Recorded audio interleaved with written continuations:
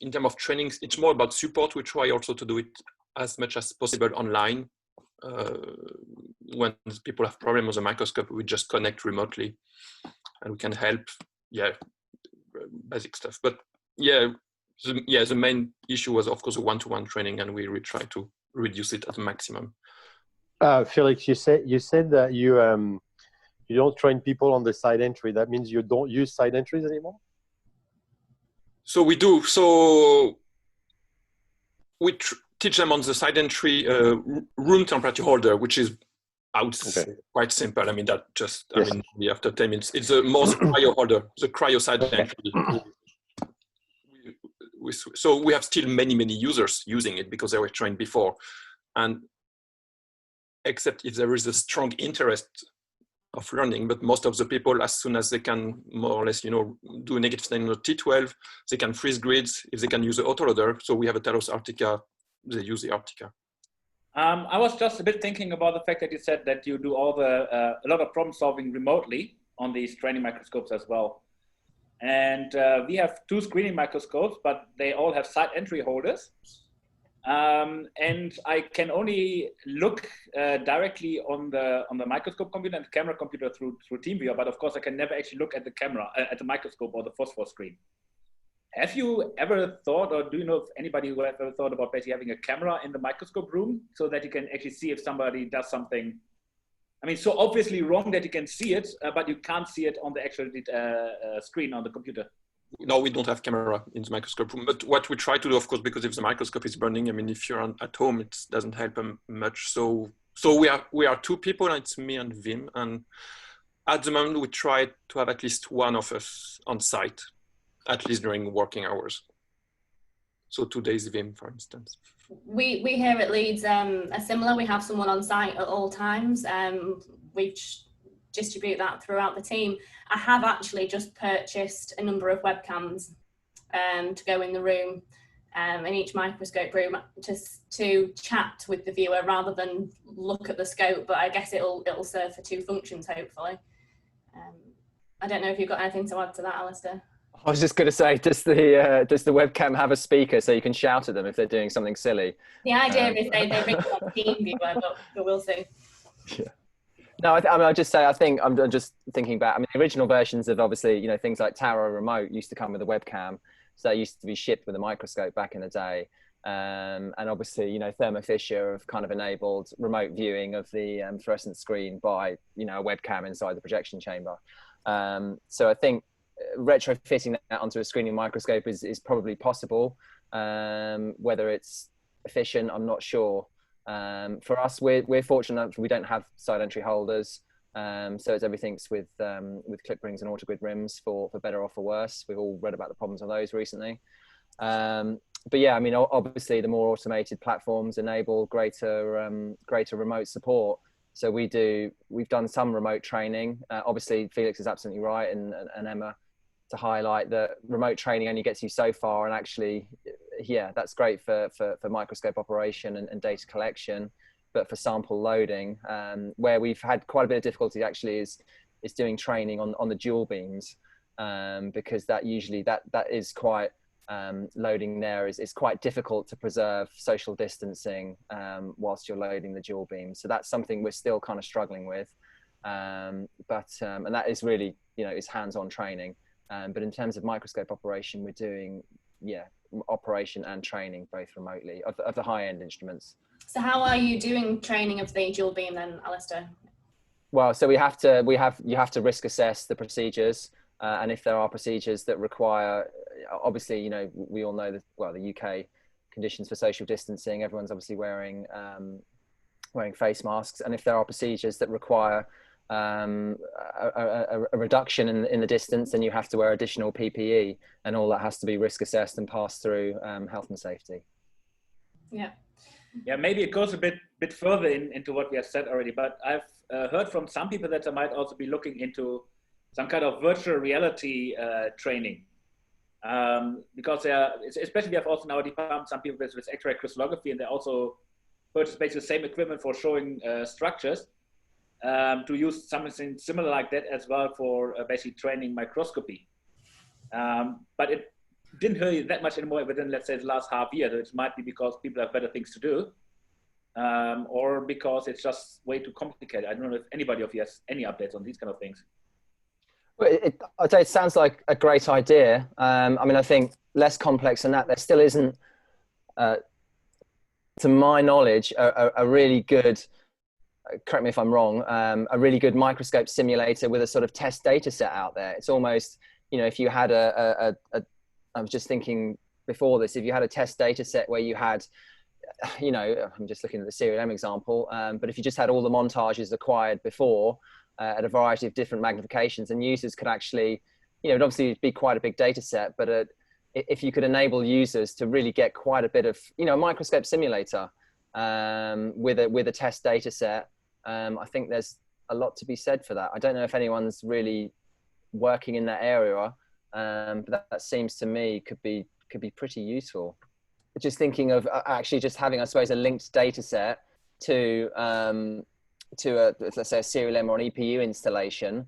So you could just have people, you know, when you click acquire image, it doesn't physically take an image with a microscope. It just, you know, links to whatever the image, let's say you're taking a grid square image, it takes a grid square image at that magnification from the library of grid square images it holds. And those are all linked to, you know, basically images linked to magnification, to the magnification table that enables you to, yeah, drive a microscope fairly remotely. I don't know if that sounds feasible.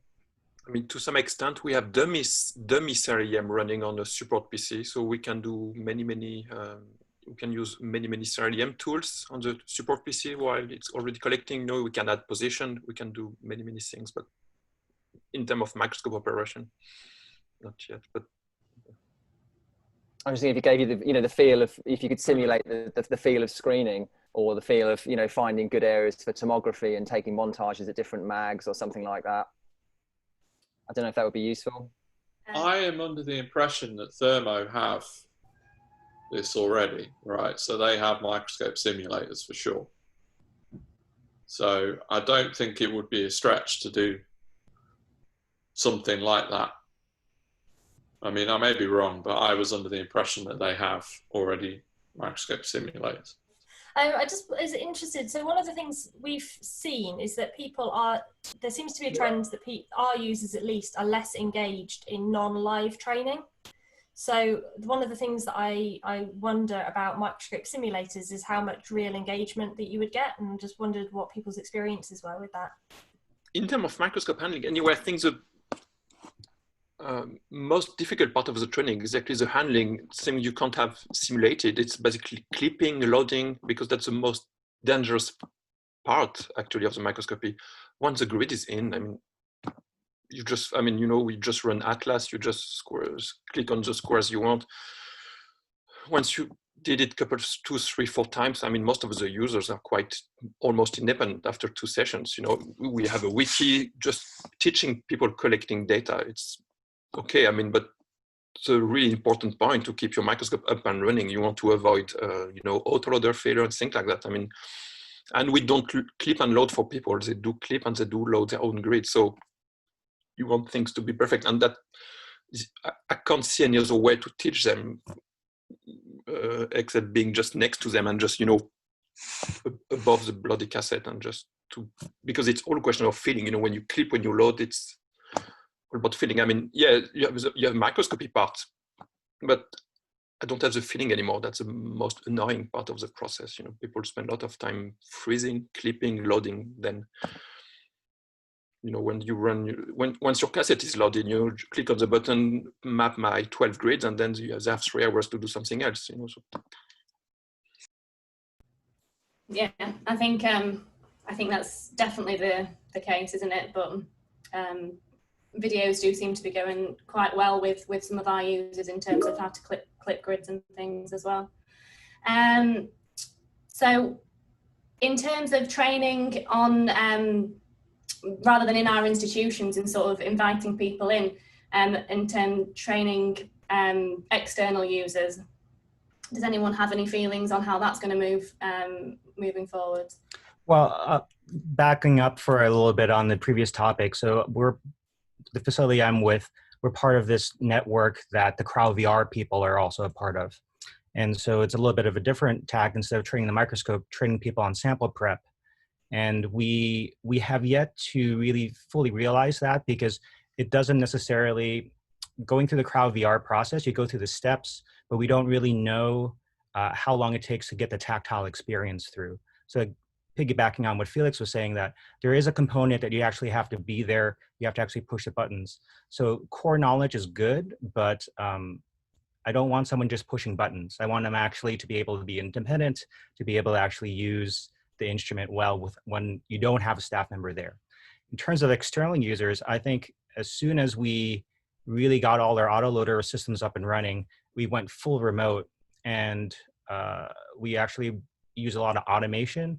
And we have even a different version of Legion that's called Legion Remote, where literally all you can do is add targets. So we totally strip, you can't VNC in because we have a firewall, but the main thing is we totally strip that out. Another thing that we fully went into is we have a category for sample preparation because of the chameleon. And it's actually even worse because now our staff members are overburdened. So I think the problem with external users in New York City is that New York has a 2-week quarantine on basically 2/3 of the United States. So I can't necessarily get a lot of users on site anymore, and they're sort of restricted to people locally. And that's put a damper on scaling up. Yeah, it definitely adds a huge level of difficulty to the training, doesn't it? And what about one-on-one? Do you offer any one-on-one training at the moment? Only locally. So we last week we did certify someone how to use the T12 independently, but that's really far in between. I would say compared to our user base, that's a really exceptional person. But if we felt that they were really close along and we just really had to certify them, then that's what we can do one-on-one. Training for external users is something that we're going to have to think about in the next 6 to 12 months.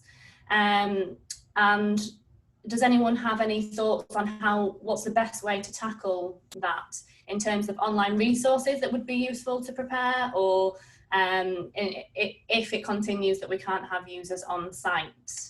I should say at that point, I mean, Diamond is moving towards phase 2, so we are allowed users on site.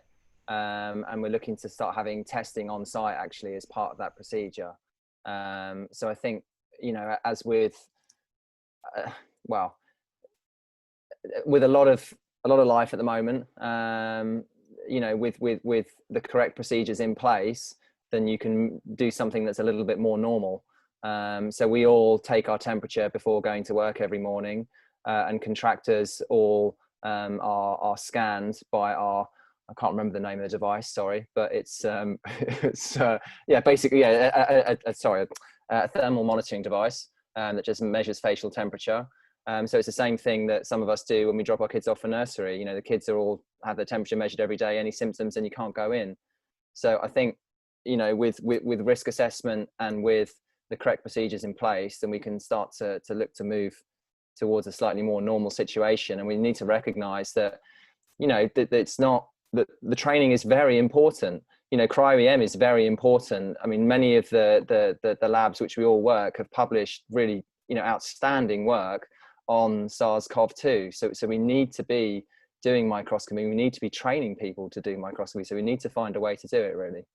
Yeah, I completely agree with you, Alistair. And that's for users coming onto site. But what about this sort of thing that we're doing now, conferences, training users via lectures and things like that? Do you think we'll do that remotely, or do you think that we're going to miss out on a lot of useful insight by not having it in real life? Yeah, I mean, as everyone has highlighted, there's no substitute for being next to an expert, and it's very, very difficult it's impossible to convey the feel of many procedures, and there's no substitute for being in the room. And we just have to look at how we enable that and how we facilitate that. I think a lot of I would be led by, if you look at a lot of the institutions, the teaching institutions and the training institutions out there, they're increasingly moving towards online training and online resources, and they are getting better and better and better. And I think, I should probably, we've spoken about this previously, but you know, many of us are involved in grants for training and for through, be it iNext, be it Wellcome Trust. You know, we've all committed to training people, and I think we just need to, you know, revisit how we're going to do that. And I think a lot of that is going to be remote, and the really hands-on bit that's necessary, then we just have to, you know, risk assess and facilitate it, because it's pretty essential. Yeah, I might just want to chime in, especially about that you have to train people.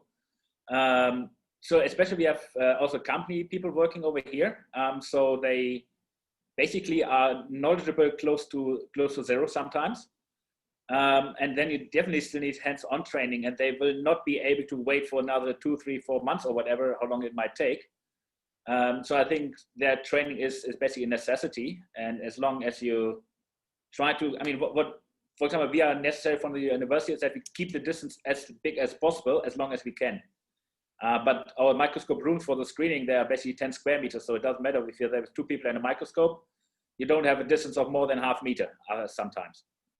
And one other thing which we have also seen, especially in the time when we had the large time off and we couldn't train any people, after 3 months, I suddenly had so many people that needed extra training. And it's just a huge burn that just gets pushed later. So if we would do that again, I will just have in 6 months a list of people to be trained that I can't put off for the, then I'm just doing it 24/7 with 2 people. And that would be basically also impossible after a while. Just to follow up on that, on the burden of training, and it's true, I mean, we were also closed down for a couple of months, 2, 3 months, and of course, you know, still new postdoc, new students were starting, and so we had quite a huge load of training waiting for. So, because we're only 2, and to be honest, not so many people asked him to be trained by him. We put a bit of the burden on the group themselves, you know, because we have 5, 6 Cryo-EM groups with more or less experimented users. So we're also telling the newcomers, you know, to, okay, stick to this guide, stick to your postdoc around, join for the session, just look at things, and then you also learn a bit like that. I mean, trying also to dispatch a bit things so they can also get a bit of knowledge from other people. I mean, that's the only thing we can do. But I agree with the fact that at the moment, with keeping, you know, social distancing, I mean, at some point you have to be 2 in the control room, because just being around, yeah, that's at the moment it's okay. But I guess if the situation gets worse, if again we have to be only 1 per room, that's going to be a problem for sure, especially for the new people. Part of being part of a national facility, we have a feeder program for regional facilities. So the question that was asked to us would be, can we virtually train cohorts and virtually shadow and have them use the instrument at a regional facility? So now I talked to some of the facility managers in the local institutions, and some of them really like that, because then they're leveraging my time instead of their own time. But I would be personally very hesitant, because it's sort of like, well, if you don't have a Vitrobot in front of you, you don't have a 212 in front of you, you don't have an autoloader in front of you, well, okay, great, then you can go use your local core and I can train you. I think that's a good idea, but I don't know how to do that in practice. Yeah, I mean, to add on that, I mean, it's even worse, because I guess although we might have the same microscopes, our setups are very different from one place to the other. I mean, you are using Leginon, we are using CREM, many places are using EPU, because that big part of the training is also to how to use the collection software. I mean, and we even have the problem, because, you know, we have a Humble Heidelberg, but we have now many users from Humble Hamburg and Humble Grenoble. They have their own microscope, mainly running with EPU, but if we want to treat them as internal users, before using our microscopes, they need to be trained in CREM first. So now we are thinking about, you know, shadowing our setup to this outstation, but of course they're a bit reluctant to that because they don't want to. And I think one of the things that we've certainly discussed in our facility is training people who've got a little bit of prior knowledge. We are more confident about doing that remotely, but training brand new users needs to be more hands-on, and so you get a feel, so they can get a feel for things. Has anyone got any suggestions on how we deal with that, for example? Saying, just adding on from that, I thought one of the interesting things that came out of one of the sessions yesterday was somebody, and I think it might have been Wim actually, made the comment that quite a lot of the challenge with training new users is actually if they've been somewhere else and they've learned a different way of doing it, how do you then guide them towards, you know, and it was in Sonia's talk that this initially came up. So it's essentially, what balance do you strike between dictatorship and saying, no, this is the way that we do it, versus allowing freedom in protocols and people doing things in different ways? So just be interesting, that's I guess a bit of an add-on. It'd be interesting to know people's views on that. I was saying I tend to be a bit of a dictator, but we have got users that were trained somewhere else and they definitely learn different ways. But if it works, I don't think there's point of retraining them again, as long as they, you know, you check what they do it differently. But if it works, don't change them. It's very difficult to retrain someone. And if it works, I don't think there is a point of retraining someone. As long as there is no safety concerns, obviously. I mean, yesterday we talked about liquid ethane being carried from A to B. I would argue that's probably not that dangerous, but there's places where they found that dangerous. But it's too difficult to retrain, to remake a brain completely. You know how hard it is to learn a language when you're an adult. It's very easy when you're a kid, but when you're an adult, it's not impossible. It's very difficult. And I think EM is the same. Retraining is too difficult. Then if it works, don't change. Okay, but how do you assess that it's okay when you're not in the room? Because we've certainly had users who come feeling very confident they can go ahead and use, but their setups are quite different in different places. And if you're not physically there, how do you manage that? You have to be there. There's no question for this. You have to be there. But I would argue that for all the automated microscope, you don't really need to be there, because after the sample is in the microscope, you can't really break anything. As Felix said before, it's very difficult to break a Cryos or a Glacios or an Arctica after the sample is in. Before that, it's no story. But when it's in, and they're almost unbreakable. Well, ish. I'm sure I'll be surprised tomorrow when I go back to the lab and someone has broken the Arctica. But, I'd just like to say vent projection chamber. Let's hope it presses that button. Maybe you can hide that button. Yeah. Yeah, it's true. I mean, in user mode, if you log in as user, I think you can hide many buttons, including some direct alignments. So what we are doing actually. So just to comment on that, we have a very strict rules of alignment ban at Embl. You know, no one is touching any alignment except the beam shift. You know, just to putting back the beam. And some people, I mean, experimented users, are a bit reluctant. But I want, so there is no alignment. And actually in most of microscope, they don't even have access to the direct alignment find. So the COVID-19 time, we had a lot of people that were trained that we had to recertify when they came back. And it's the same idea that if there's so much demand and not enough supply, there's a long lag time between when they can actually get on an instrument. And so we find ourselves having to recertify people quite a bit. But I would also flag that, you know, you can train people to do everything, which is wonderful. And if we had all the time in the world, that's what we'd all like to do. It's how we all probably learn our microscopy. But that's not necessarily the most pertinent skill set or the most pertinent use of all our time.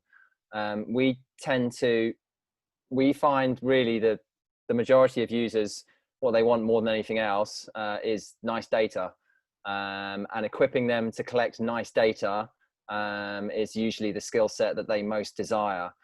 Now, which is why there's a lot to be said for for not allowing users absolutely to do alignments on the microscope and to teach them alignment on the microscopes initially.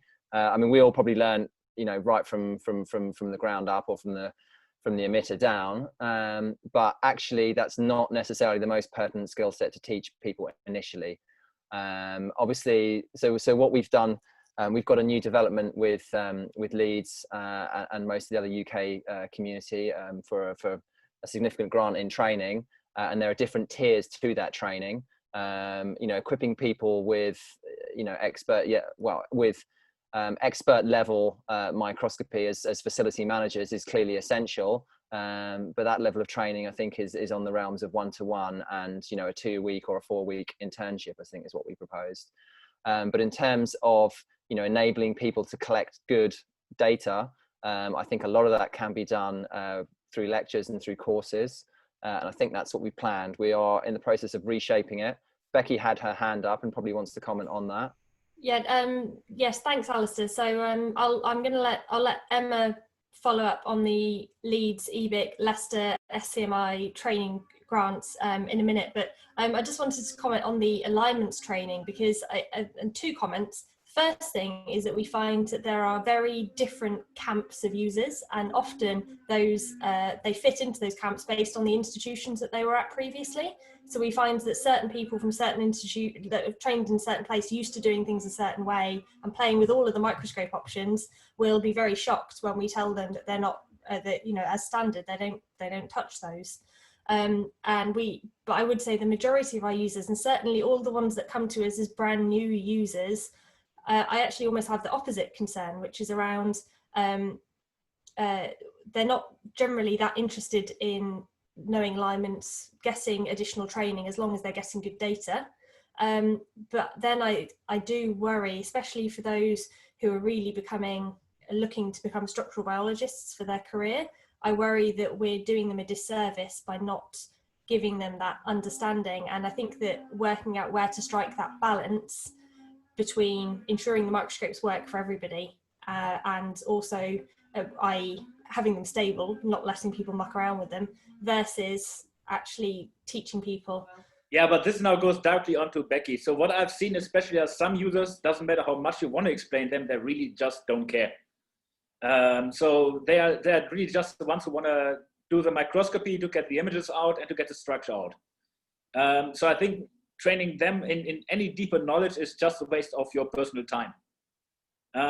But you can also see that there are some people that ask more counter questions, that really are more keen on doing that. And I think those people, it's really very helpful if you just basically explain them until they say like, okay, I don't want to know more anymore. And I have a lot of people with basically like, okay, this is really interesting and this is getting too much. So I think it's waiting also for the feedback of the user on how much he's actually interested in, because we have more users that will ever be actually stationed in a facility. Most of them will still be end users, especially the larger the community is getting. I've certainly seen examples of that, but I think you need support from the PIs in a lot of cases. If they agree that you need some basic training, then the postdocs and PhD students usually fall suit. Depending on the PI. No, I mean, I just wanted to say, you know, like what Alistair said, there's different tiers. So, you know, there's training for somebody who's going to be able to screen, right, samples. There's training for somebody who wants to collect data.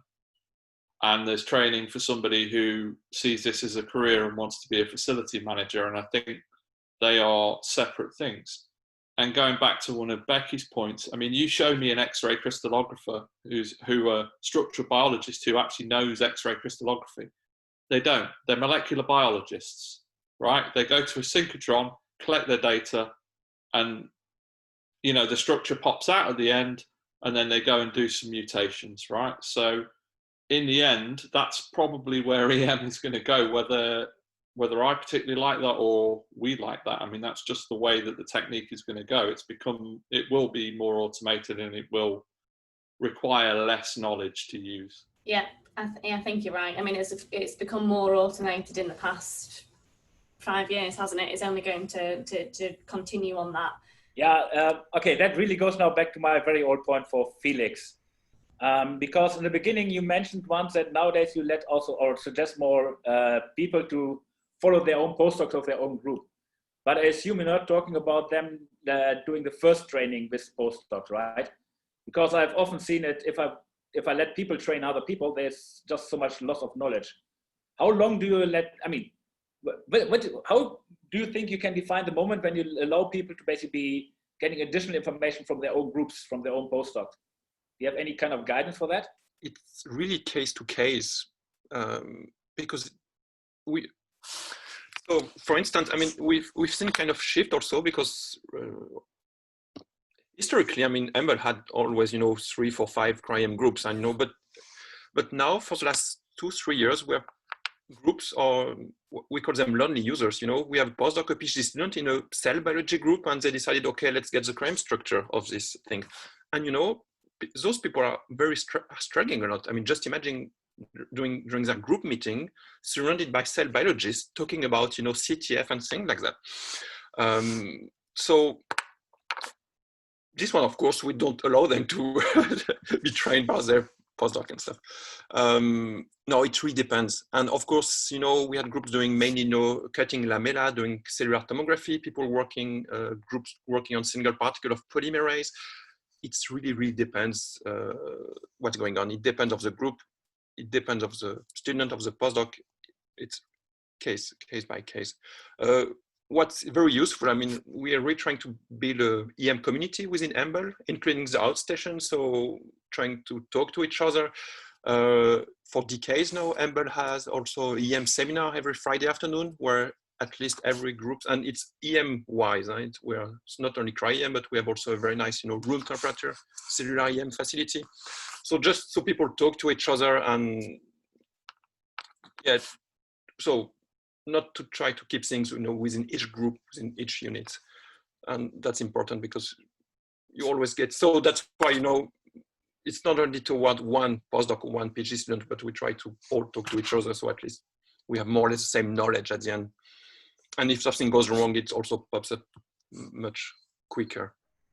I suppose I just wanted to sort of raise a point of discussion, because you've got both Ed and Felix here, which is, I suppose, it's kind of, so what we've done of late, in order to facilitate access to a lot of the community, is we've set quite a low threshold, or quite a low bar.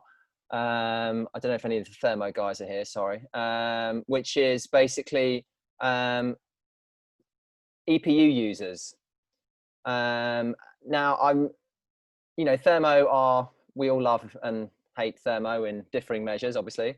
I suppose kind of just as a question leader, how do we, to me, it seems almost inevitable that data collection will end up in a way of moving towards just having people, EPU trained users, collecting data on single particle or routine single particle sessions, and having a kind of EPU license.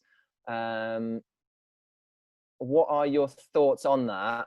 And can we discuss that? Because I think it's, I mean, what Ed just outlined about the, you know, the legend on, for want of a better phrase, legend on light, just having is what a lot of people would love to have, and you can obviously achieve a fairly similar thing in serial EM, and you can just have a dummy version and add points.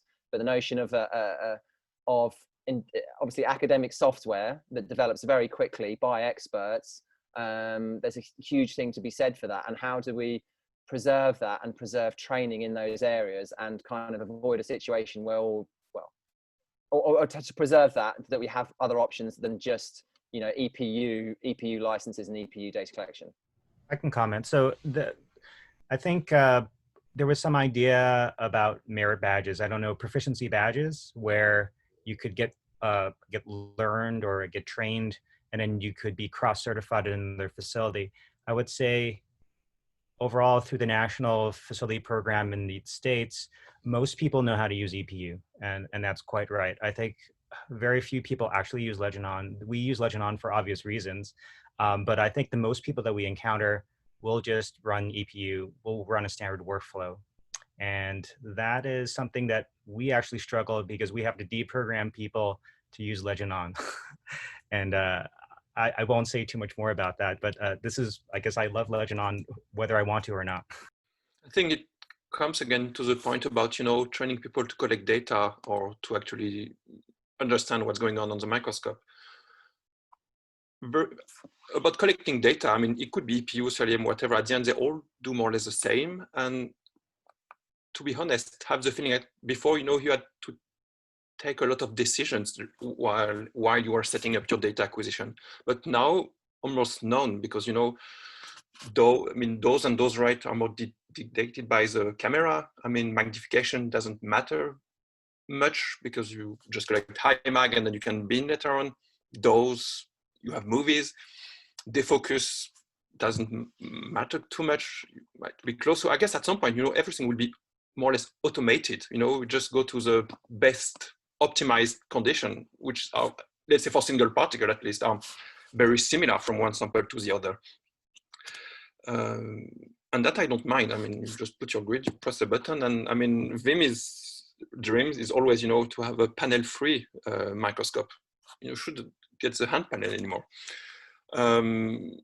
Then for the rest, to teach people, I think it's more about, you know, having groups about method development to optimization. I guess you still need, you know, it's also a shift toward, you know, Cryo-EM being a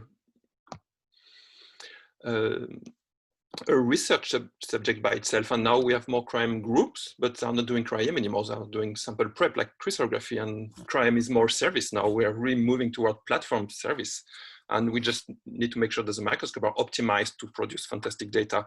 But of course, to do that, we need dedicated method development group to try to optimize the software, optimize the condition, optimize the hardware, and everything. But to be honest, I don't mind having session easier and easier and faster and faster. Okay, so Alistair and Becky touched on it earlier. We have a training grant which was awarded beginning of this year, and we have now actually got the confirmation letter, award letter, which is great. So it's for £1 million to deliver training across at 4 different sites across the UK. So that will be down at EBIC, Leeds, Leicester, and up in Scotland at CMI. One of the things that I particularly liked about this is there's the jail up in Scotland that people will have the opportunity to be trained on, as well as the thermoscopes, which dominate the rest of the UK. And it's got the tier system that we've all talked about. We've got Cryo-EM introductory, and then we've also got some further training for those who have knowledge already. Of course, when we wrote the grant, we had no idea that we would be in the situation that we are in now. So the training involved a lot of on-site visits to these different locations, lectures, practicals, and those sorts of things. And as Alistair mentioned, we are in the process of rejigging that basically to make it more COVID friendly. And I just wanted to know what people's thoughts were on those sorts of training grants. So one thing that we are discussing is for the, as we've discussed in this group today as well, is moving the introductory to Cryo-EM sessions to as far in the future as we can. It's a 5-year grant, so that those people who've never seen a microscope before can have actual hands-on training, we hope. And then do more online training for the rest. That might involve some, you know, the field is open. We've got some ideas, but things could be remote sessions where they remotely log on to Cryoses, and things like that. Does anyone have anything to add to what they think would be an ideal situation for those sorts of delivering those training? I have just a question. Is it to train users or to train microscope operators? Users.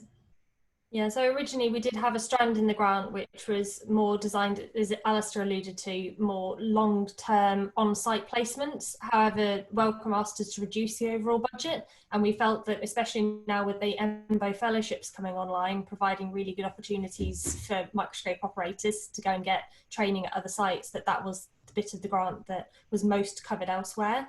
And we see the most of the problem capacity-wise is at the bottom of the pyramid as such. And I must say, Ed, we're going to be really interested to hear, and I'm hoping that you'll be willing to continue these conversations offline and into the future, because we know you've been looking to implement a training program across your side of the Atlantic, and you're a little bit further advanced in terms of delivering on that. Something that would be of use would be to do some standardization. So that way users, if they were going to our resource and your resource, they won't be like, well, I have 2 separate protocols for the same thing. What do I do? Yeah, I think that standardization is a really, really interesting point. And I know that it's something we've spoken about. How do you do cross-facility accreditation?